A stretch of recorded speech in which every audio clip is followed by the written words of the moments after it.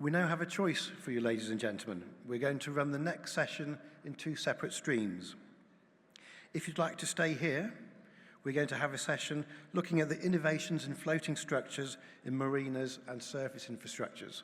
John will be hosting that session.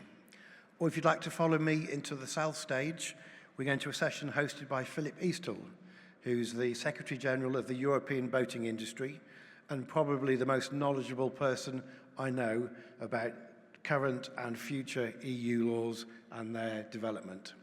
So the choice is yours.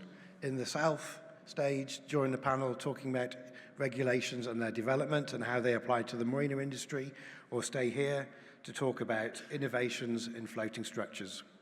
We'll then regroup over coffee and come into the closing sessions talking about digitization in the marina industry and new innovations in the world of boat storage. So we'll give you 2 minutes to make the choice. Stay here with John, or follow me to talk about legislation and its development. Thank you.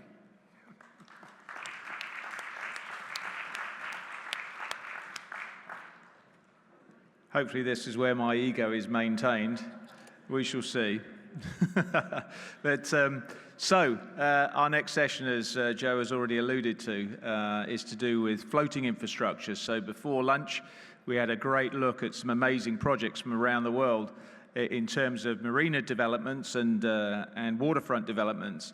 And now we're going a little bit more granular and going to the heart of our marinas, which is the floating infrastructure. I appreciate some of you have fixed piers, but in the main, it's the heart of our industry. And so therefore, I'd like to introduce Simon Goodhead from Marina Projects to actually moderate this session. So Simon, over to you.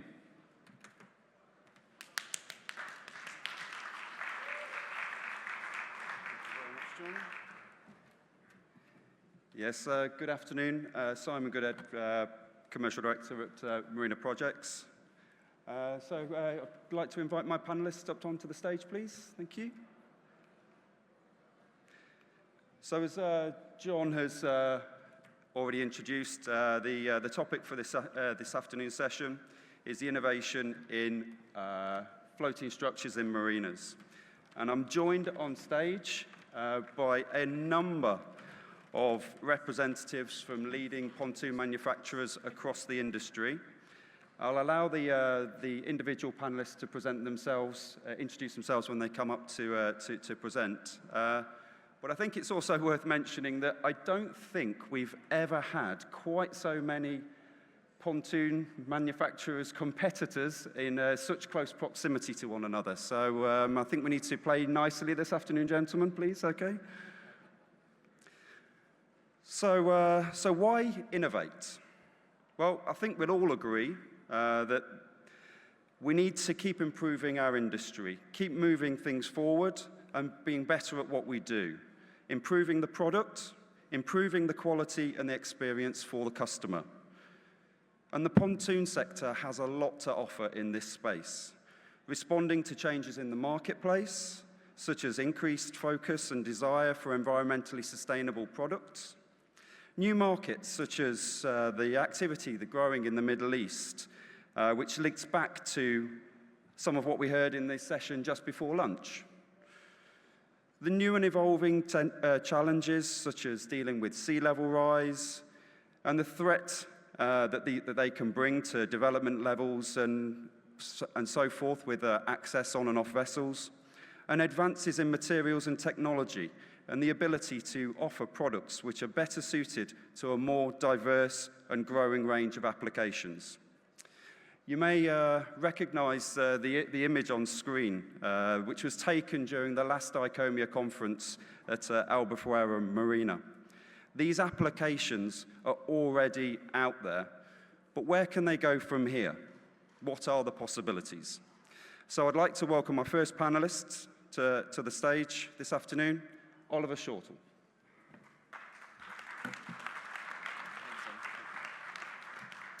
Good afternoon, everyone. I'm going to just touch on one sort of area within the concrete pontoon world, which is to do with sort of floating structures that are joinable. And we take the view and the ethos in our company that we use precast concrete technology to join units together, and therefore it means that we can build platforms that are more or less infinite in size. We build in a precast concrete factory that has good quality control. We end up with units that are very road transportable, and we stay away from trying to cache units on site with all the weather implications and various other issues that come with it. So in particular, we build units that it's a technology that's more attuned to, say, stadiums or large buildings and things like that. So we build our concrete pontoons, as you see in the picture here on the left. The 3 units are in the water, and then we add a precast concrete beam to the ends of the units, which is grouted in, and therefore we end up with a fairly sizable platform that was transported in pieces. And we in this case here is in Capdag for spicy. We put an 80-ton Marina facility building on top. So it leaves the construction a little bit more on site, but it cuts down on a lot of casting and that on site, which causes the problems. This particular job is the Jeannie Johnston project in Dublin. It's an old famine ship that was put as a tourist attraction. And again, we're putting a fairly sizable 20-ton sort of shelter structure on top. We want a 10-meter wide by 50-meter long platform. So we build it in 3 different pieces and join on site, and we end up with our end result. So that's more or less it. I just give a taste of it, and thank you very much for listening. Thank you very much, Ollie. I appreciate that. So on to the next panelist, Patrick, if you'd like to take the podium. Thank you. Thank you, Simon. My name is Patrick Lindley, and I'm not Irish. I'm from Portugal. Right, so some of you may remember the ICOMIA event 2 years ago. It was held in Vila Moura, and this was the site where it was held. And you can see in this image that the basin that's closest to us had already been developed, but the outer basin beyond the hotel hadn't been yet developed. And at that time, the Vila Moura CEO, Isolete Correia, presented to us a project which seemed extraordinarily ambitious, and she said that within a year, she was going to develop the outer basin with 74 moorings for yachts between 25 and 50 meters. And she did it. So this facility was constructed by Lindley with 106 floating modules representing about 4,000 square meters of floating equipment and 2,200 tons of concrete floating pontoons. And in our product range, we have concrete floating pontoons and we have aluminium pontoons amongst others. And so why did we use concrete pontoons for this project? Well, I've prepared a graph which may be complex to understand. I'll do my best. On the x-axis, across the bottom, you've got a subjective performance criterion. And on the y-axis, you've got carbon footprint in kilos of CO2 per meter squared. And you also have cost in terms of euros per meter squared. As you can see, on the upper right-hand corner, the concrete pontoon has a higher performance and a slightly higher cost and carbon footprint. On the lower left-hand corner, you've got aluminium. Slightly less performance, lower cost, lower carbon footprint. And so, why did we use our concrete products in Villamoura? Well, as you can see here, the outer basin is relatively exposed. It goes out beyond the shoreline, whereas the inner basin is totally protected within the shoreline from all the surrounding buildings. And so aluminium has performed very well in Villamoura on the inside basin for 50 years. But for the outer basin, with the demands of 25 to 50 meter yachts and wind and waves that you have out there, you needed a more robust system. And so, going back to the sustainability topic, the most effective way of investing, which is totally correlated with the most effective way of maintaining your carbon footprint low, is to build the right product at the right time and choosing the right product.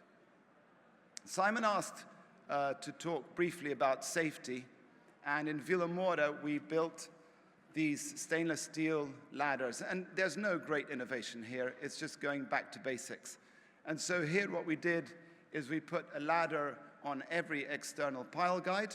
We painted them yellow, so highly visible. As you can see in the lower image, once the user who has a 1 meter draft to safely put their foot on is up, they have a grab handle to hold on to.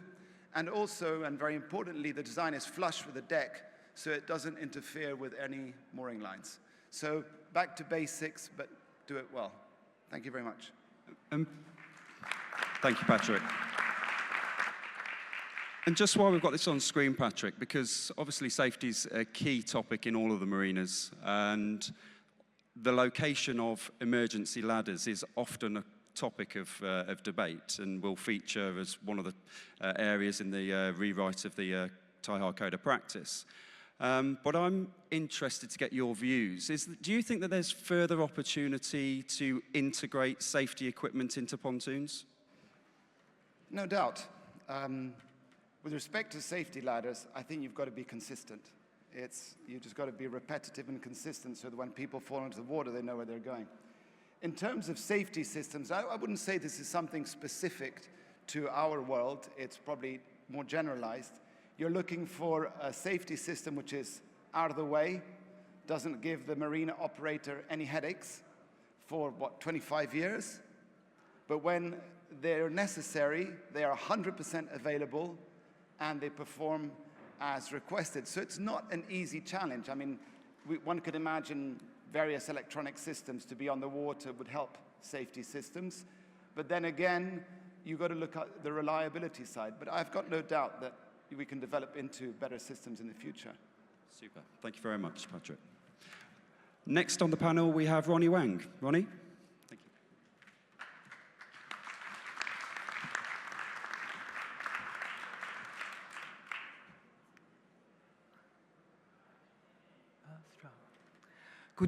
Good afternoon, everyone. My name's Ronnie Wang. I represent a Chinese expert of pontoon and marina manufacturer from China in the LIVART Marine. In LIVART, we design and build a floating marina structure, pontoons, breakwater, and more for marinas, yacht club, and waterfront around the world.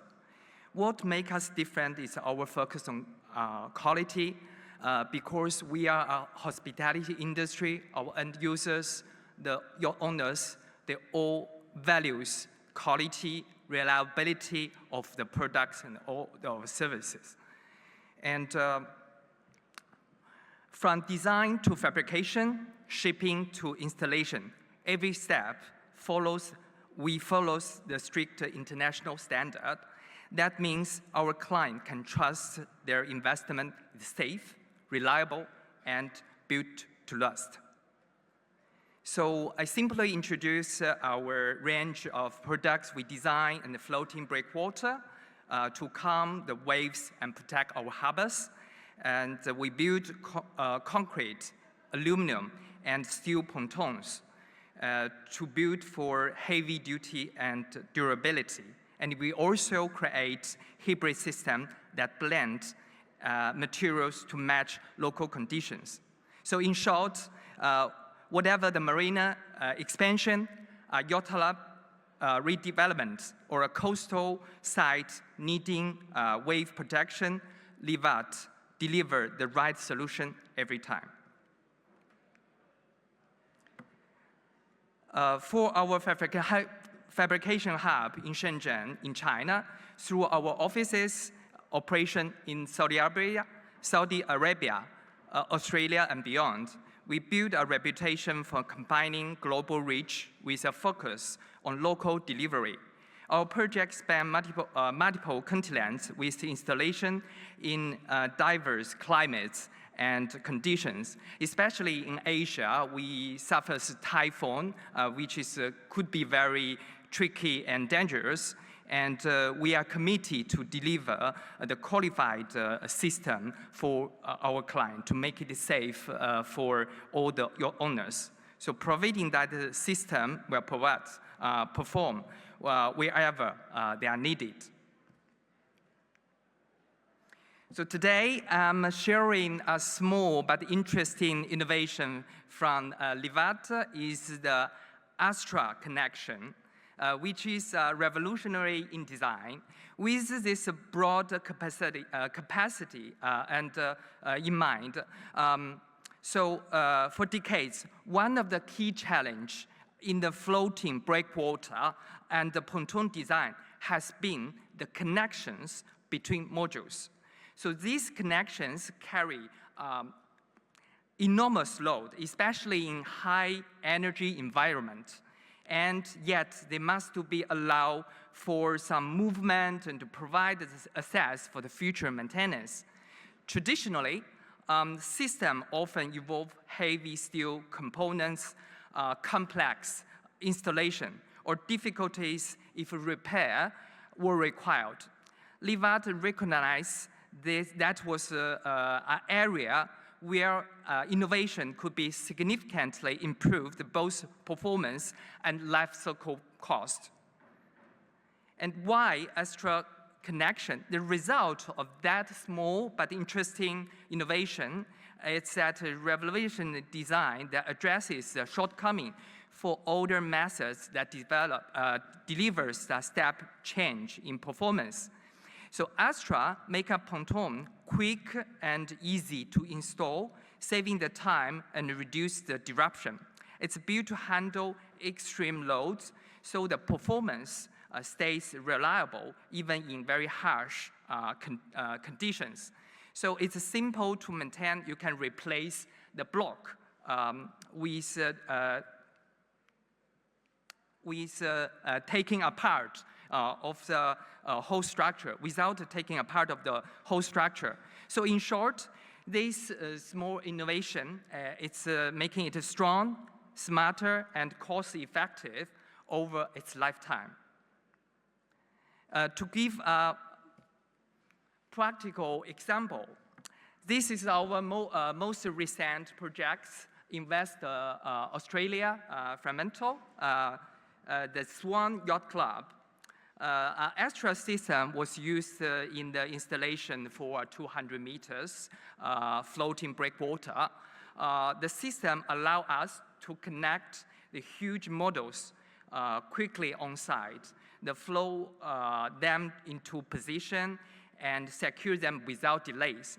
Keeping the project right on schedule means its installation is very easy, and just as important, it gives the client, the yacht club, the confidence for the future. If any of the block needs to be replaced, it can be easily done without disrupting the whole structure between the blocks.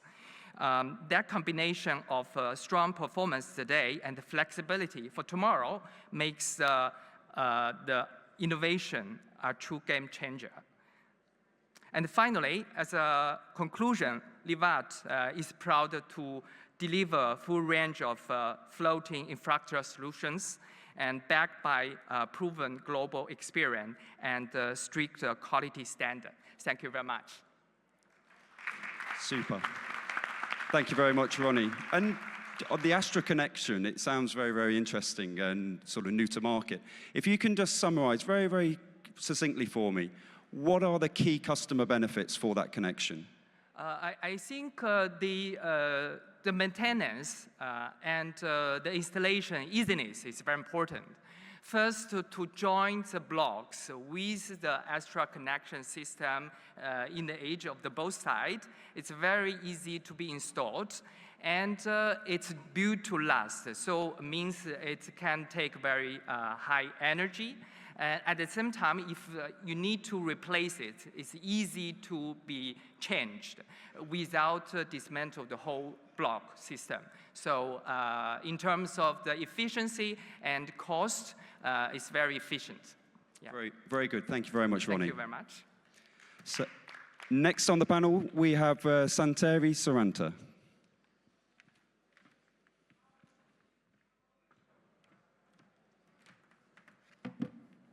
Thank you, Simon. Ladies and gentlemen, colleagues and friends of the sea, it's my privilege to be here. I'm a CEO of Marinetek Group.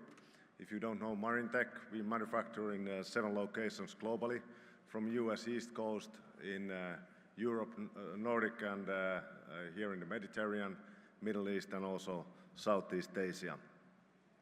I want to talk about the innovation related to sustainability. So our industry was born from passion on the water, and yet now the same water is asking something for us for return. Around the world, coastlines are changing and ecosystems are under pressure, and the expectations of our customers are also evolving. So sustainability, it's not anymore a side story, it's a new foundation on competitiveness and credibility in the marine industry. From design and construction to operations and energy systems, every choice we make now, it shapes both our business but also our planet in the future. In sustainability, we see it a little bit broader view, not only the operations, but we see it means for us sustainable customer relationships. It means sustainable way of doing business, policies, code of conduct, risk management, and also environment, and also nature-positive actions. And if we peel it a little bit deeper, here we have the CO2, which is kind of in the core of many of the sustainable discussions. So we measure that in all 3 categories. Scope 1, which is direct emissions on our operations. Second one is indirect emissions in purchased energy, for example. And third one is indirect value chain emissions from sourced goods and transportation. So last year we produced 4.4 million kilos CO2. So we measured all this with the science-based measurements, and we know where we are. So this sets the baseline for our operation. We also have made actions in our processes to reduce that. We have changed the LED lights in the factories, we have sourcing the green energy, and we are working together with the Water Revolution Foundations to understand better what we can do on the life cycle on our floating pontoons. But it's not only about the process. Let's look also at the product side and what can be there done.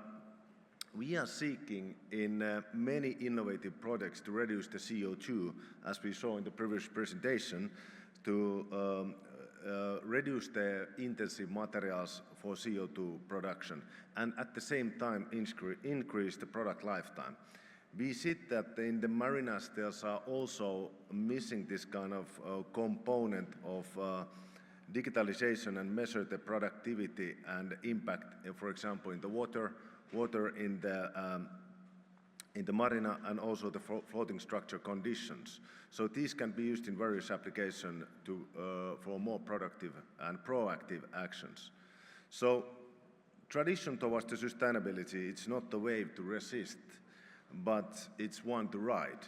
And we should do it boldly, collaboratively, and with the purpose.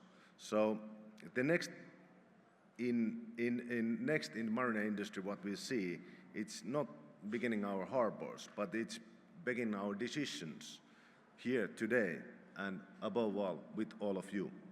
Thank you. Thank you, Santeri. Santeri, it's fair to say that Marinetek are a leading pontoon supplier across the international stage. So I'm keen to get your opinion. What sectors of the industry are really sort of pushing us to innovate and really sort of test the way we've done it in the past?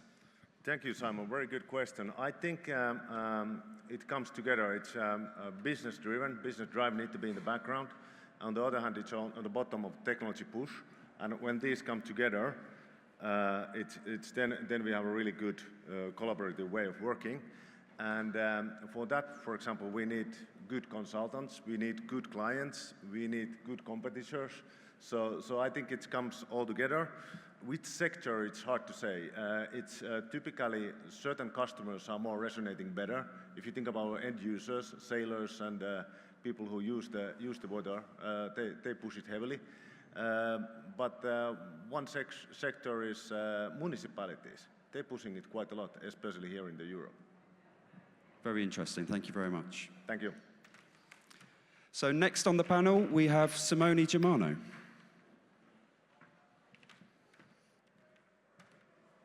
Thank you, Simon. Good afternoon. My name is Simone Germano. I'm the European Sales Manager for Poralu Marine.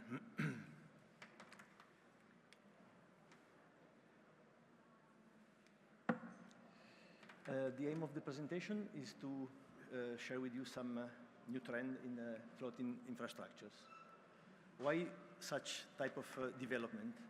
First of all, there is a land scarcity due to the growth of urbanization and growth of population.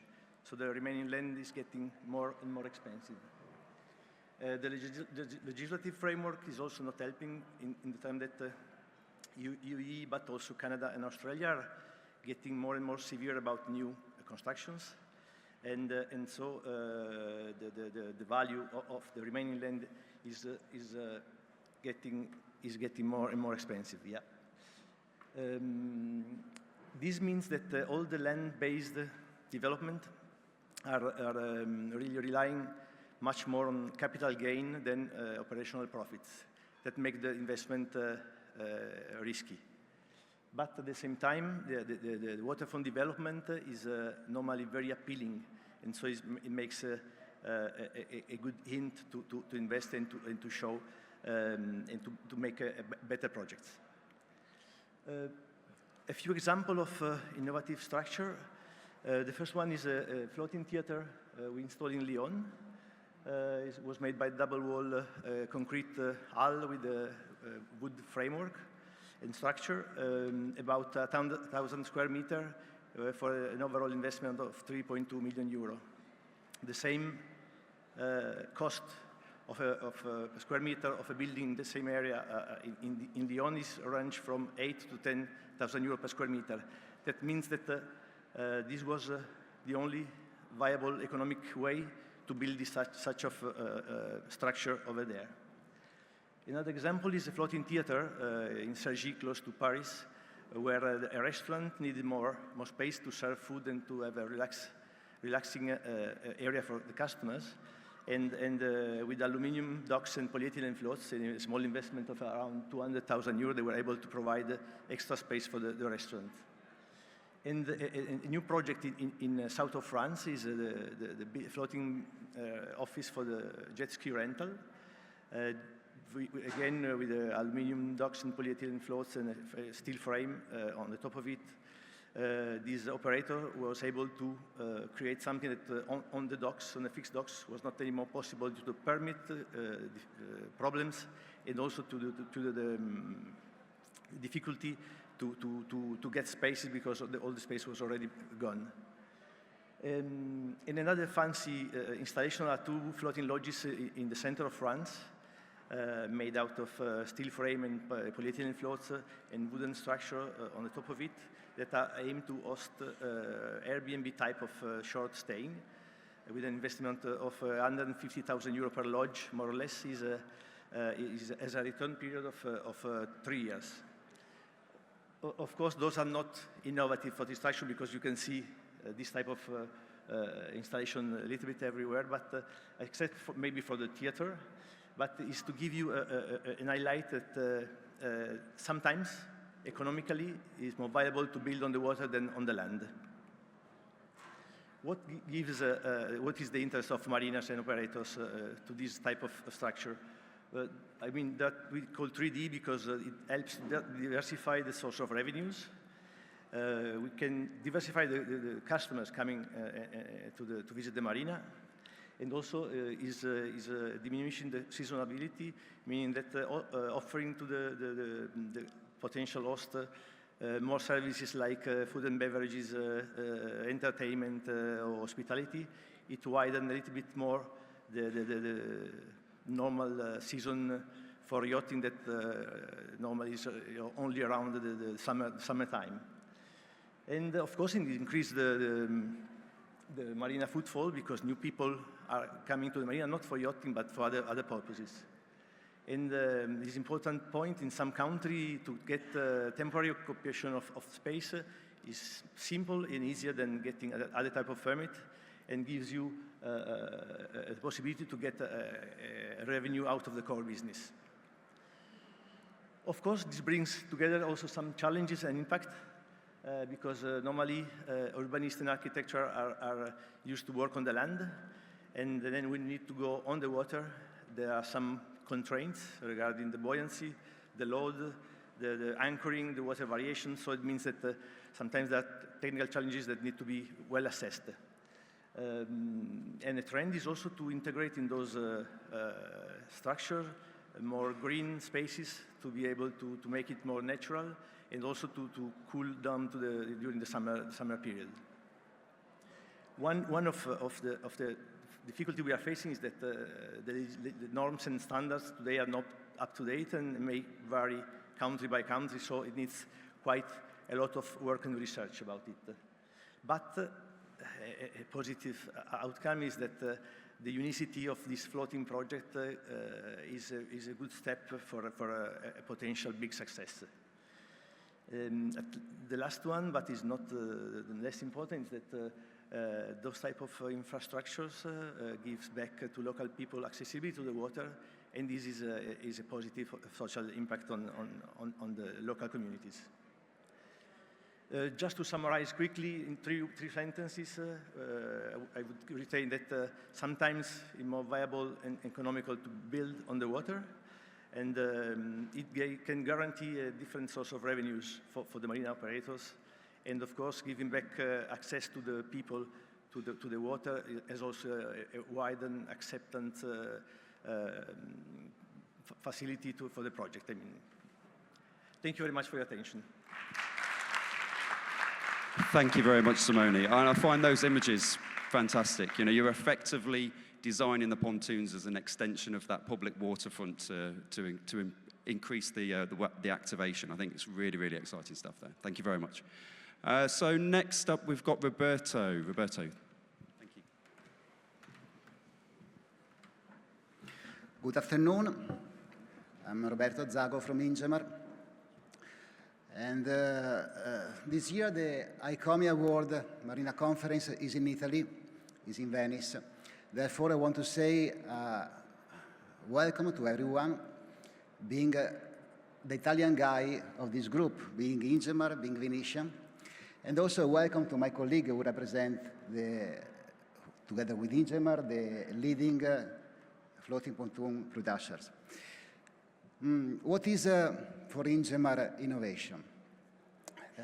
For our point of view, innovation is build the ability of grow teaming up. For us, it means to collect the best product on the Made in Italy invention.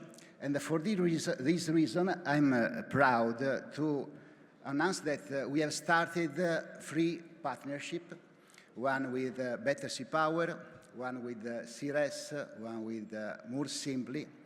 And this new partnership, along with long-standing collaboration with the Marina Plus and with our expertised technical department, is the reason why we look with strongly conviction to the future, thinking it as an engineering ecosystem.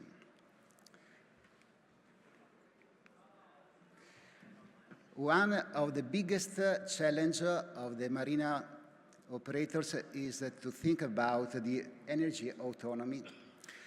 And this is the reason that we have to think about 2 ways to solve this problem, to be energy producers. We cannot afford passive structure. Therefore, we can work on photovoltaic panel. It is a product by Better Sea Power, where every square meter becomes an energy producer. Another approach is to work under the photovoltaic panels. So we are defining a multifunctional canopy together with Marina Plus Marine. It is not only a production energy structure, but it is also a shelter from the rain. It gives shade from the sun, and it is also a rainwater collector, and the water can be reused for washing the boats. And the supporting structure contains also taps and sockets for the boats. This is the way in which design meets environment and meets operation. Going strictly to the operation, with More Simply, we have an helper for the boaters. In the moment in which they have to cope with the mooring lines, it guarantees security, smart maneuvers, comfort, confidence in the mooring moment. Remaining in the operation, we think that the safety needs also the opportunity of giving a resilience to the structure. CRS developed this kind of system that it is a shock absorber that with their sensors can manage the peak loads on the anchoring lines. The sensor gives data, and collecting data, we can have a prediction of the maintenance. And with the wave motion, we can transform wave motion in energy. So the structure becomes proactive data and a resilience hub. The most common word on the mouth of people today about environment is recycling. As Ingemar, we push the word reuse. Yesterday, you were at Cornoldi to start the Marina tour. Our structures are designed and built to last, but when the time comes for renovation, we can sand and paint again our galvanized steel frames. We can refit our concrete floaters, and the decking, the planks, instead of being discarded, can be reprofiled and used for high-value design objects, such as stools or tables. This is our way to participate in the circular economy. You look before and after our job of refitting of the Cornoldi pontoon. We are proud also to participate the Marina for All project. It is our way to support inclusivity. We think that the water is a common good and that it has to be accessible to everyone. Therefore, to people with temporary or permanent impediment in their movement, blind people or low vision people, elderly, and also to the artisans that work in the marina with their tool trolleys.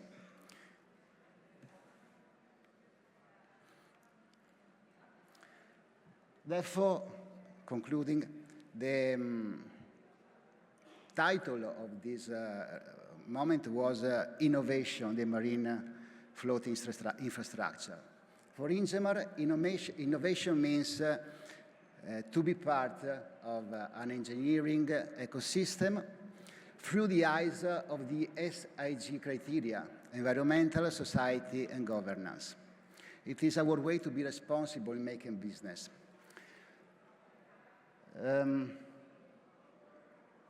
The future does not float by chance.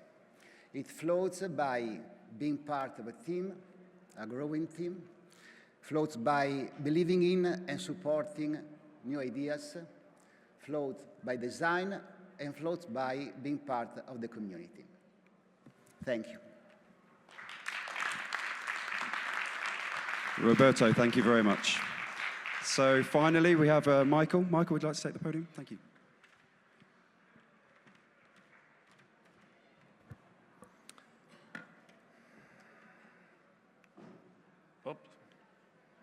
Hi, I'm Michael Sigvardsson from SF Marina.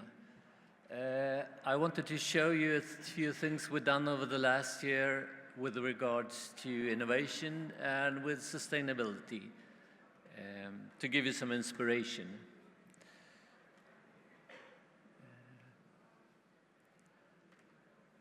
When it comes to sustainability, we have a number of products out there. The first thing you see, we have a recycling station which is floating, which would be perfect actually here in Venice, because you can pick up the waste with a boat or by truck as shown here. We use it in remote islands and things so that people can recycle all of their products. With regards to the pontoons, I mean, we have a 50-year lifespan at least for our pontoons, but we're a bit older than that, so we're starting to get pontoons back, and we have built a system to recycle the pontoons. We can recycle them to 97% approximately. So we bring in old pontoons and we separate the different materials and recycle them. So over the lifespan of a concrete pontoon, the impact is very low.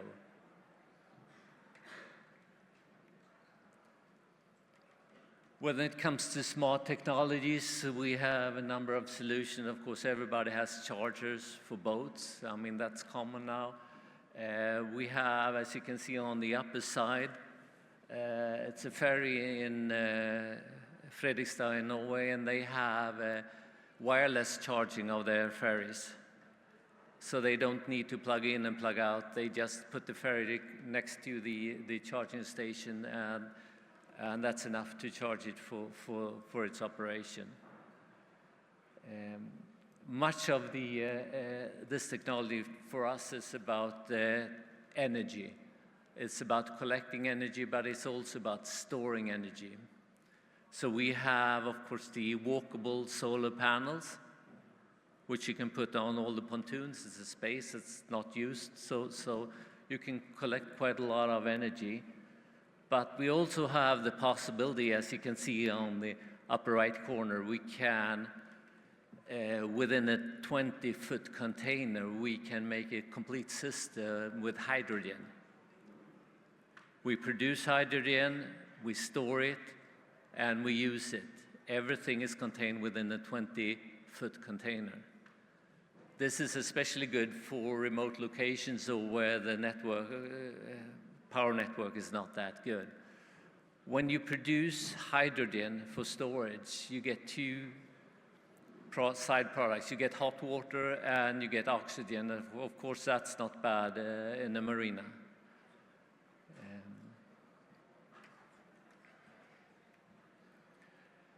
When it comes to what you can build of pontoons, I mean, we can virtually build anything that's floating. A few examples.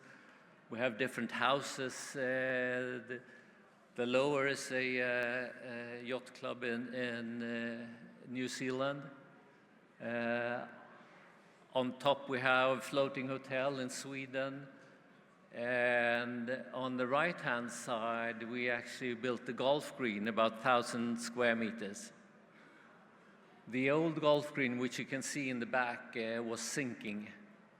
And don't worry, it was not built by any of these suppliers, it was somebody else. So we provided a new floating golf green for them, and the load on that golf green is about 1,000 kilos per square meter with all the gravel and the dirt and everything else. So the sky's the limit what we can build. As a further example, I would like to show you our coming headquarters, which we are building. We'll start building around New Year's. This building is 3 stories high, about 9 meters, and everything is floating. And of course, we built it for ourselves first to make sure that everything works. But this is about the limit where we would go right now, 3 stories high. But of course, everything is possible. So for next ICOMIO, I'll show you some real pictures of the building.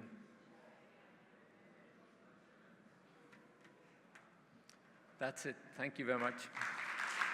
Thank you, Michael. And I think that's really exciting, isn't it? A 3-story building on a floating pontoon for your headquarters. I mean, you're actually practicing what you preach there, so very, very good. Well done. So we've got a few questions just coming in over the app, so I'm just going to put you on the spot a little bit now, gentlemen, if that's okay with you. And question here about the practical end-of-life and disposal of the floating structure.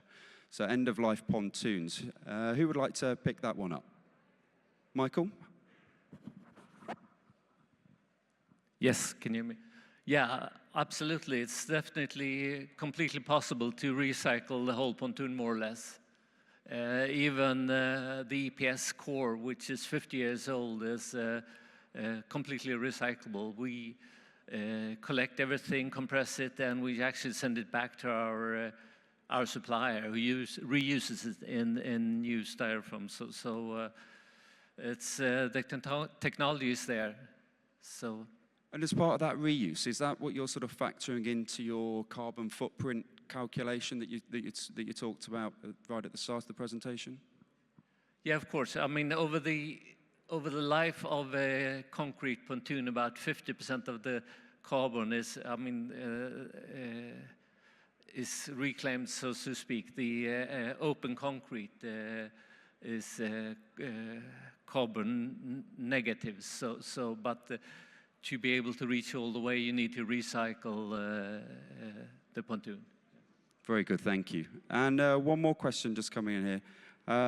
With regards to abnormal uses on pontoons and dealing with the loads and things like that associated with that. Oliver, are you able to sort of talk to that a little bit, please? Yeah.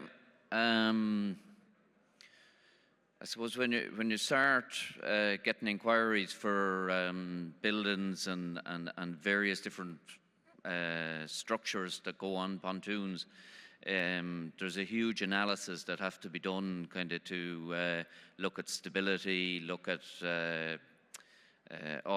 the reserve buoyancy within the structure itself.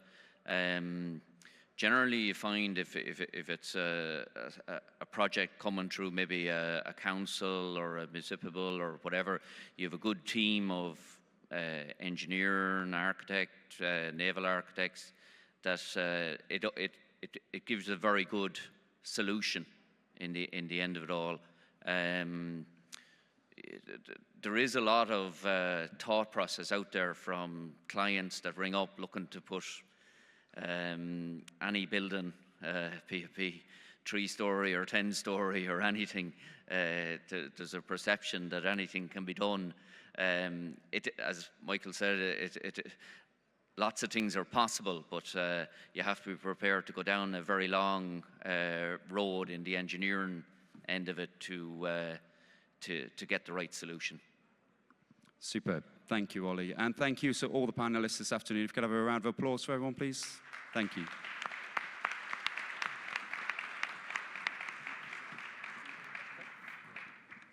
No, thanks so much, everyone. There's that really interesting perspectives there, interesting products. So we're sort of doing rolling coffee break this afternoon, so there is coffee. And you've got some of the other colleagues out there, but if you can if you want to grab a cup, do please. In 5 minutes' time, we're going to start the next session, which will be really interesting. It's to do with Smart Marina's digital products that can enhance not only your operational capability, but also your marina experience for your customers as well. So Edan's going to start that session in 5 minutes. Is that all right, Eden? Perfect. Okay. So grab a coffee and grab another person and bring them back in.